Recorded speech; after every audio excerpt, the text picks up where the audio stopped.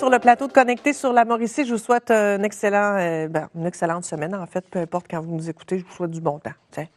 Du bon temps, vous allez en avoir. Vous en avez peut-être eu à l'époque dans la salle Le Maquisard et ça renaît de ses cendres. Marie-Claude Châteauneuf, notre chroniqueuse culturelle, va nous en parler. Bonsoir. Allô, Émilie. Ben là, ça se fait, là. Absolument, ça va s'appeler le Satire. Le Satire. Puis ça va être un concept vraiment génial. 5 entrepreneurs super passionnés. On se rappelle qu'il y a Blood Hot Gang qui est allé là, Peter Hamill, Malajube qui a joué là, Fred Pellerin. Fait que c'est vraiment une salle extraordinaire qui date de 1909.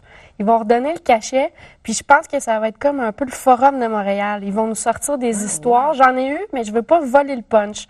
Fait que je vous inviterais plutôt à les suivre parce qu'ils vont avoir des belles histoires à vous raconter. Est-ce que c'est des entrepreneurs qu'on connaît de la région, déjà des gens qui ont déjà d'autres commerces? Ou en fait, dans les partenaires, tu as Francis Perron qui est dans Bears of Legend, qui a son studio d'enregistrement déjà. Tu as Gabriel aussi qui est impliqué dans le culturel. Et on va découvrir aussi dans l'entrevue Marilyn Bédard qui est la DG. C'est 5 jeunes entrepreneurs, puis c'est vraiment un engagement et une passion d'une vie parce que c'est un projet de 530 000 quand même. C'est vraiment des gens passionnés qui vraiment mettent leur trip et tout leur cœur là, pour un projet d'une vie. Là. Bon, on regarde ça tout de suite. Merci, Marie-Claude. Merci.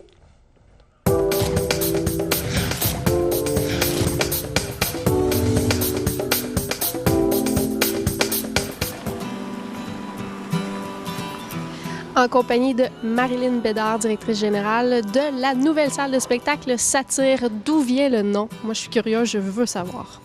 En fait, grande amateur d'histoire, j'ai essayé de trouver comment est-ce qu'on pourrait amener de la fantaisie à travers tout le concept, puis pas juste faire un cabaret régulier de French Cancan. On voulait mettre de la magie un petit peu, ramener les cœurs d'enfants. Donc, on est allé vers la mythologie grecque. Donc, le satyre qui est comme le dieu démon de la musique et du divertissement avec sa petite flûte de pan qui enchante les gens. Donc, c'est un peu ça le concept.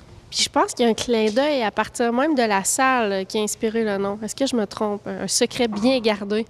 Bien, en fait, ça a été une surprise qu'on a eue. Quand on est arrivé, on a vu que au mur, au plafond, on avait des belles petites madames en statue. Puis là, on se demandait qu'est-ce que c'est. Fait que j'ai demandé à mon grand-père, qui est comme presque un historien, là, il a fait des recherches puis il a découvert que c'est des dames qui viennent justement du décor grec.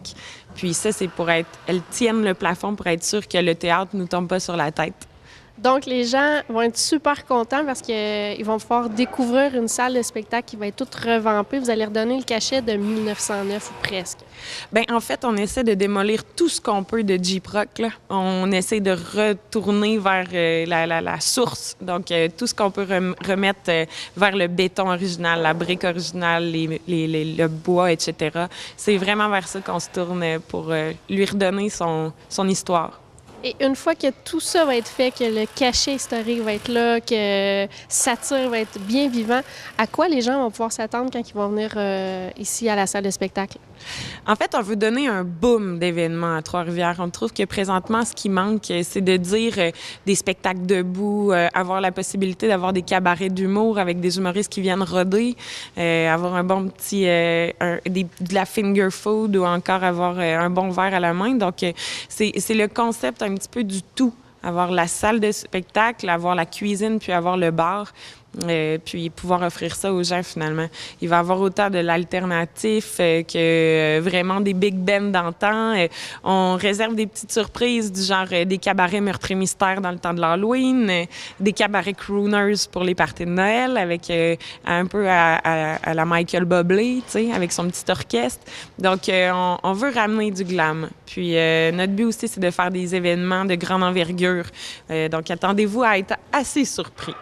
C'est bon, on va être super content de découvrir tout ça. Et pour la portion économique, on parle de la création de combien d'emplois? Parce que là, vous êtes 5 entrepreneurs qui vous embarquez vraiment corps et âme pour le projet d'une vie. Sinon, votre objectif, la création d'emplois, ça ressemble à quoi? En fait, pour nous, c'était une base. Quand on a décidé de reprendre la salle, ça a été une des choses les plus importantes, essayer de pouvoir faire le plus d'emplois dans la région possible. Donc, on a regardé, puis on vise un 50 semaines avec les artistes. Donc, 50 emplois par semaine, c'est quand même assez nombreux pour le centre-ville. Puis, en plus, on est complètement privé. Donc, pour le culturel, on est assez fiers. Alors, on invite les gens à aller liker votre page Facebook, à aller voir votre site Internet aux coordonnées qui vont apparaître à l'écran. Et on vous invite en grand nombre. Je pense que c'est mai, juin. On vise mai. On vise mai. On le vise. Mais on les suit sur Facebook, puis venez encourager la sympathique équipe du Satire.